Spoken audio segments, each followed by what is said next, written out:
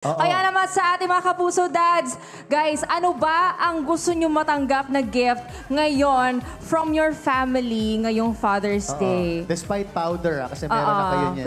Ikaw muna, Kuya Jason. Jason, Yes. yes. Kamusta yung powder sa mukha? Yes, very, retouching. Facial.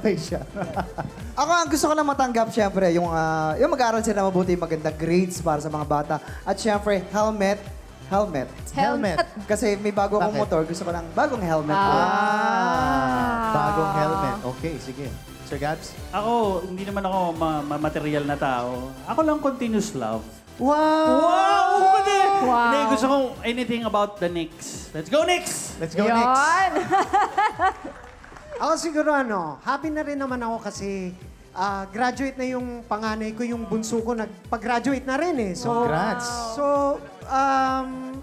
continuous love and sana magpagpatuloy lang nilang pagiging mabuting mamamayan na Pilipino. Parang at maging tatakbo ito, May tatakbo ba? May tatakbo ba? At huwag po ninyo kalilimutan sa 2028. Ayun na. Hindi pala. Hindi. Congratulations and thank you for all your sacrifice. Rojong Seth, Yes. Christopher? Ako, syempre, madaming kiss at hug. Ayun. Yung Joaquin at Isabela, at syempre ni Dayan. Kiss now.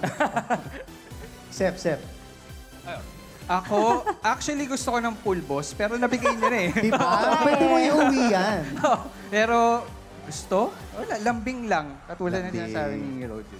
Chris? Oo, parang ako nung naging tatay na hindi na ako mga material na bagay. Mas gusto ko na yung lambing, time sa aking anak, sa family, gano'n. Sana lumaki lang siya ng mas may takot pa sa Diyos. Malambing yung anak ko kaya wala na akong hihingin pa doon. Time, faith, health, Mga joy. values. Yes, no? na talagang Oo. forever yan.